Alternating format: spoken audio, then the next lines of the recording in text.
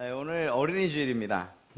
사실 오전에 어린이 주일에 맞는 그러한 말씀을 좀 해야 되는데 그거와는 조금 거리가 먼 것 같기도 하고, 어린이 주일을 생각하면 사실은 어린이들을 모아놓고 너희가 희망이다, 너희가 이 교회의 미래다, 이렇게 얘기를 해주는 게 많지 않습니까? 그런데 사실 어린아이들이 큰 예배, 우리 11시 예배 드리는 경우는 거의 없잖아요. 그러다 보니까 맨날 엄마들한테 잔소리하는 얘기밖에 안 돼요. 애들을 이렇게 키워야 됩니다. 엄마가 본을 보여야 됩니다. 아빠가 본을 보여야 됩니다. 신앙에 그러한 본을 보이지 않으면 아이들이 잘할 수가 없습니다. 결국은 어린이 주일도 잔소리를 듣고, 또 어버이 주일 가면 괜찮냐면, 어버이 주일 가면은 부모를 이렇게 공경해야 됩니다, 저렇게 공경해야 됩니다. 하여튼 중간쯤에 계신 분들은 어린이 주일이나 어버이 주일이나 해야 될 일들만 잔뜩 두고 돌아가는 것 같아요. 그런데 그렇다 손 치더라도 그것이 제 이야기가 아니고 성경에서 우리에게 주는 명령이라고 한다면 겸허히 그리고 감사함으로 받아야 될 줄로 믿습니다. 그렇죠. 그것이 우리에게 때로는 부담되는 명령같이 여겨져도 그것 때문에 교회가 바로 설 수 있고, 그것 때문에 하나님 나라가 정말 영원 무궁토록 세워져 갈 수 있다면 마땅히 우리가 들어야 되고 또 그렇게 순종해야 되리라 믿습니다. 어린이들, 요즘은 오전에도 말씀드렸던 것처럼 너무 이렇게 귀하게 그리고 또 존중받으면서 자라서 어떤 때는 야, 이거 옛날이 그립다 싶은 그러한 때도 없지 않아 있어요. 지금 뭐 저희 없으니까 또 뭐 오늘 녹화도 안 한다니까 그냥 좀 편하게 하죠. 막내 같은 경우에도 저는 우리 첫째하고 둘째 키우던 때하고는 너무 상황이 바뀐 거예요. 이거 재승질하고는 안 맞는 때가 너무 많아요. 엄마한테 전적으로 맡기다 보니까 그냥 밖으로 이렇게, 아니면 제가 자리를 피할 때가 많아요. 그게 옳은 건지 아닌지는 정확히 모르겠어요. 좀 더 시간이 지나 봐야 지금 가르치고 또 양육하는 방법이 맞는지, 아니면 옛날에 제가 지금보다 더 어려서 막 혈기가 왕성하고 내가 아버지한테 받은 대로 해줄 때 그때가 그렇게 자란 아이들이 더 나은 건지 그거는 모르겠어요. 더 시간이 지나 봐야 할 것 같아요. 그러나 분명한 건 있어요. 선을 넘는 정도까지는 가서는 안 되겠다는 생각은 여전히 변함이 없습니다.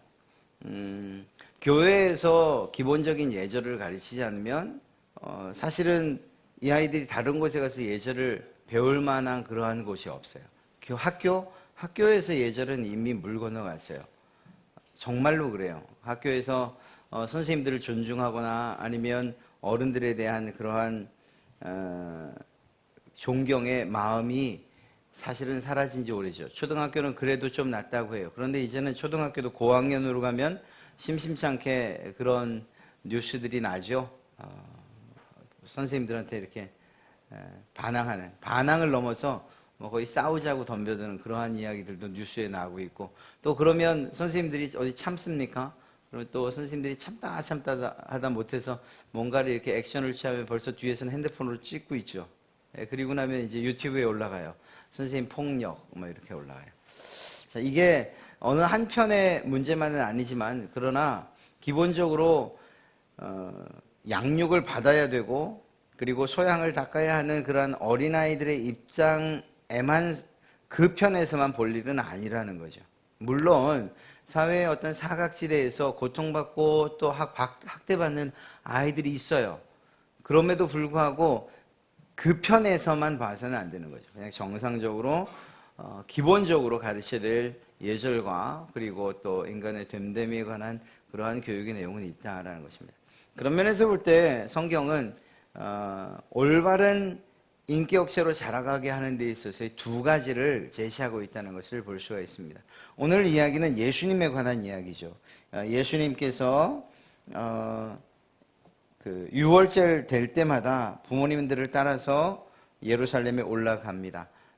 이 해도 12살 됐던 해에도 그런 일이 있었어요. 그래 갔는데 그만 길을 잃어버리고 말죠. 사실은 길을 잃은 게 아니었죠. 길을 잃었다고 부모님이 생각한 거죠. 이 예수님은 이미 성전에서 많은 사람들, 어떤 선생들과 묻기도 하고 듣기도 하고 토론을 하고 있었단 말입니다. 그런데 그 부모는 아이를 잃었다고 생각한 겁니다. 그래서 찾은 이후에 이렇게 말하죠. 어째서 이렇게 우리에게 이렇게 했느냐? 내 아버지와 내가 근심하며 너를 찾았지 않느냐? 이렇게 책망하듯이 이야기합니다. 예수님께서 말하죠. 왜 저를 찾으십니까? 제가 제 아버지 집에 있어야 될 줄 알지 못하셨습니까? 이렇게 뜻밖의 대답을 하게 됩니다. 자, 이 말을 부모들은 깨닫지 못했어요. 그 아버지의 집에 있어야 된다는 이 말. 그러니까 하나님이 제 아버지입니다 라고 말하는.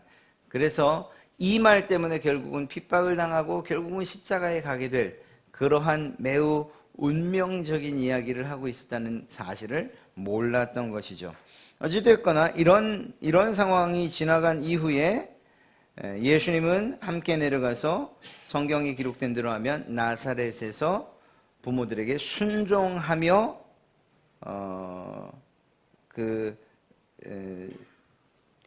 지내는 그러한 이야기를 기록하고 있고요. 그런데도 이제 어머니는 그 말을 마음에 두었다 이렇게 얘기해요. 그리고 우리가 읽었던 말씀입니다. 두 가지를 이야기하고 있어요. 지혜와 키가 자라는 것, 그리고 하나님과 사람에게 사랑스러움을 받는 것. 우리 아이들이 어떻게 자라야 되느냐라고 물을 때 사실은 이 두 가지를 이야기할 수 있어야 됩니다. 사람에게 사랑스러움 받는 것 당연한 것이죠. 그러나 동시에 하나님에게도 사랑스러움을 받는 아이들로 우리가 자라게끔 해야 된다는 거예요. 그런 면에서 또 잔소리 같지만 우리 부모님들이 자녀들에 대한 신앙에 모범을 보일 필요가 있다는 것입니다. 아이들은 언제나 그렇듯이 잔소리를 가지고 자라가는 것이 아니고 부모님들이 가는 발자취를 밟으며 자라가게끔 되어 있습니다. 모습을 보며 자라가는 것이고 부모들의 그러한 모습을 따라 살아가게 되어 있는 거예요. 이것이 우리의 삶의 문제만은 아니에요. 그냥 습관에 관한 문제만은 아니에요. 쟤는 어쩌면 이제 나랑 앉는 모양이 똑같아, 걷는 모양이 똑같아, 뛰는 것도 똑같아 라고 이야기할 것이 아니에요. 그것만 같다면 정말 다행인데 그것이 아니고 여러분의 신앙의 모습과도 똑같이 자라가고 있다는 것을 기억하셔야 돼요. 오히려 더 확률로 보면 더 안 좋아질 수 있는 확률이 많을 뿐이에요. 왜? 시대가 악하니까 말입니다. 여러분들이 정말 전심전력해서 하나님 앞에 이렇게 신앙하는 것이야 라고 보여준다 하더라도 그 아이가 여러분들의 그 신앙의 모습을, 부모들의 신앙의 모습을 따라서 그대로 간다고 우리는 확답 받을 수 없어요. 보장할 수가 없다는 거예요. 그들에게는 그들 나름의 세계가 있고 친구들이 있고 그리고 그들이 만나는 환경들, 그 열악하고 또 정말 악한 환경들이 있기 때문에 그렇습니다. 그런 면에서 볼 때에 사람들에게 사랑스러워가는 것뿐만 아니라 하나님에게 사랑받는 이 일은 매우 어려운 일일 수밖에 없어요. 물론 하나님께서 우리를 일방적으로 사랑하신다는 측면에서는 우리 아이들에 대한 하나님의 사랑을 무시하거나 혹은 그것을 없다고, 사랑받지 못한다고 이렇게 이야기할 수는 없죠. 그러나 사랑을 받게끔 하는 그 행동들에 있어서만큼은 부모님들의 정말 확실한 기도와 그리고 교육이 있어야 된다라는 것입니다. 여러분들이 그러한 모습으로 여러분의 자녀들을 양육하시기를 주의 이름으로 축원합니다. 다시 말씀드리지만 본을 보이는 것, 이것이에요. 여러분들의 신앙의 모습을 돌아보고 나는 과연 우리 아이들에게 떳떳한 신앙인으로서, 신앙의 아버지로서, 어머니로서, 기도하는 자로서, 말씀을 듣는 자로서 그렇게 살아가고 있는가? 어느 날 우리가 뒤를 돌아봤을 때 내 모습과 똑같은 신앙인의 모습으로 우리 아이가 서 있다고 할 때에 여러분들이 참 넌 잘 자랐구나 라고 이렇게 이야기할 수 있는지, 이러한 일들에 대해서 우리는 마음에 새겨야 돼요. 이것이 우리 부모들에게 준 책임이고 의무이기 때문에 그렇습니다. 자녀들을 양육하는 데 있어서 기도와 또 그 눈물 흘린 기도, 그리고 또 그들의 앞에서 보이는 본들, 이러한 것을 통해서 하나님에게 그리고 사람에게 사랑스러워가는 그러한 여러분들의 자녀가 된다면 이것처럼 기쁜 일이 어디 있겠습니까?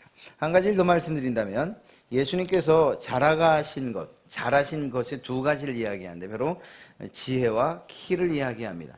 키는 모르겠어요. 제가 좀 더 커봤으면 어떻게 크는지를 알려드리겠는데 하여간 뭐 그거는 여러분들이 알아서 잘 크시고, 키는 뭐 잘 먹으면 커요. 요즘은 뭐 유전보다는 얼마큼 잘 먹고 또 얼마큼 뭐죠? 하여튼 운동을 어떻게 하고 뭐 하여튼 제가 전문 분야가 아닌데 잘 모르겠어요. 하여간 그건 여러분의 자녀들을 위해서 잘할 수 있으실 거라고 생각해요. 그러나 지혜는 기도해 주셔야 됩니다.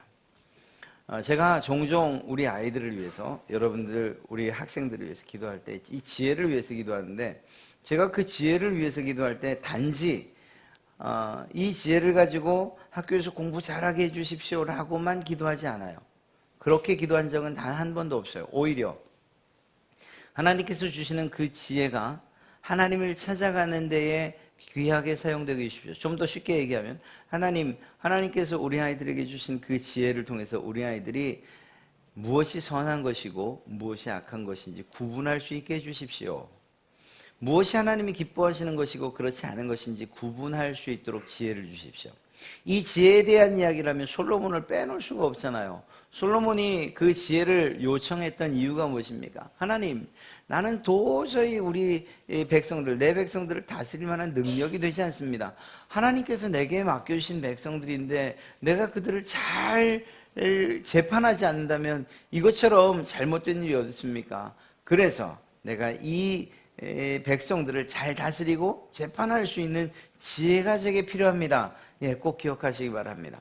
재판이라는 측면에서 무엇이 옳고 그른가를 구분한다는 것이죠.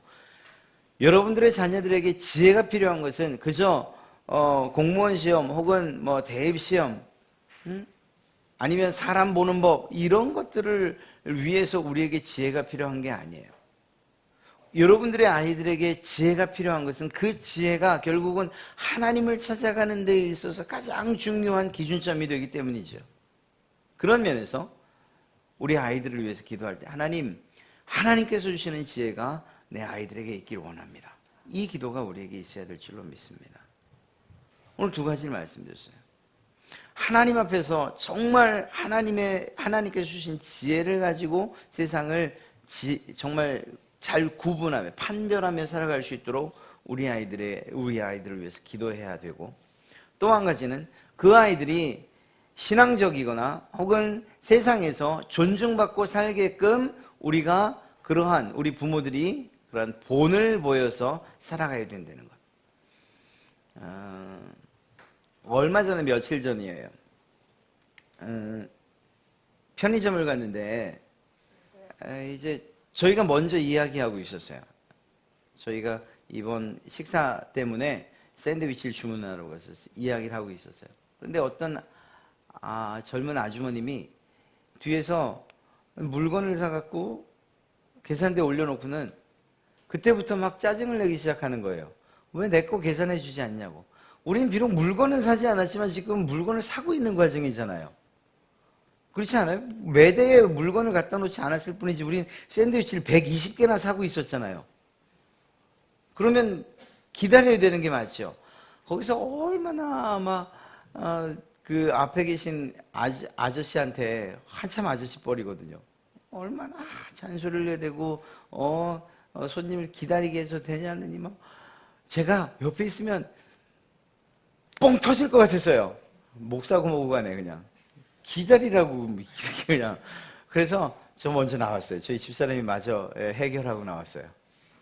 만약에 그 옆에 그분의 자녀가 있었더라면 여러분 어떤 모양으로 그 자녀가 자라갈까요? 똑같이 자라가는 거예요. 똑같이. 이건 빼도 박도 못해요. 그냥 외모만 똑같은 게 아니고 성품이나 삶의 모습도 똑같이 닮아갈 수밖에 없는 거예요. 여러분들이 정말 여러분들보다 못한 사람들이나 아니면 정말 일하는 그런 분들, 편의점이나 아니면 또 기타 여러 곳에 일하는 그러한 친구들을 정말 잘 대하잖아요. 그러면 그 자녀들도 똑같이 그렇게 대하게 돼 있어요.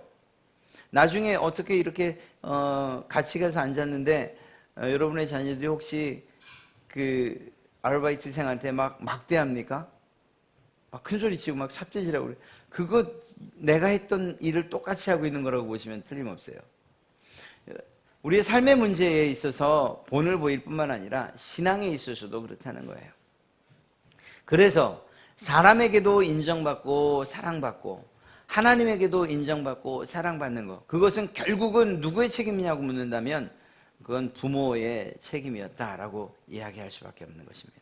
그런 면에서 여러분들이 여러분의 자녀들에 대해서 정말 사랑하는 마음을 가지고 분명한 본을 보이고 모델이 되시고, 그러면서도 성경에서 이야기하고 있는 분명한 초달, 정말 잘못해서 마음이 아프지만 그러나 혼나야 할 때는 분명하고 명확하게 혼내실 수 있는, 왜냐하면 그것이 바로 가는 길이라고 성경에서 기록하고 있기 때문에, 성경에 나온 여러 가지 양육의 방법을 따라서 하나님께서 키우시는 대로 여러분들의 자녀들을 잘 양육하시기 바랍니다. 그것이 어린이날을 맞는 우리 어른들이 마음에 새겨야 될 내용들인 거예요.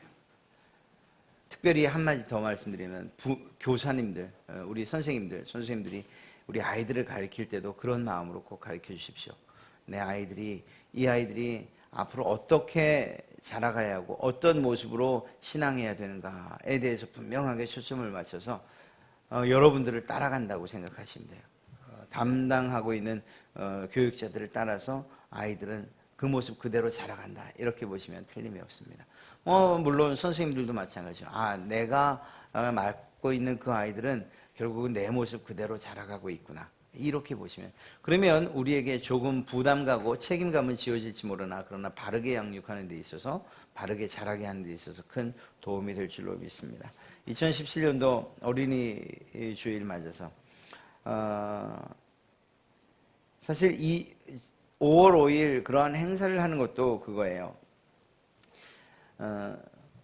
지역에 있는 아이들을 섬기는 것, 그리고 지역을 섬기는 것도 맞아요. 그러나 여러분들이 하는 그러한 봉사들, 그리고 수고로움, 그러면서도 정말 힘들고 어려운 가운데서도 웃으면서 하는 그러한 일들을 사실은 여러분들의 자녀들이 보고 있다고 생각하셔야 돼요.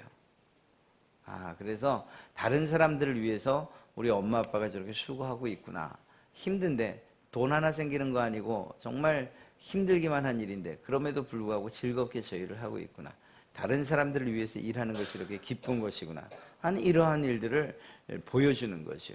그러한 일들을 통해서 결국은 그 아이들의 신앙, 그리고 또 인격의 모습들이 아름답게 자라갈 줄로 믿습니다. 바라기는 우리 갈릴리 교회가 그런 모습, 부모들이든 아니면 교회 어른이든 우리 자녀들을 생각하면서, 아이들을 생각하면서 우리의 모습들을 돌아보고 바른 길을 앞서서 걸어가 줄 수 있는 그러한 여러분들이 되시기를 주님의 이름으로 축원합니다.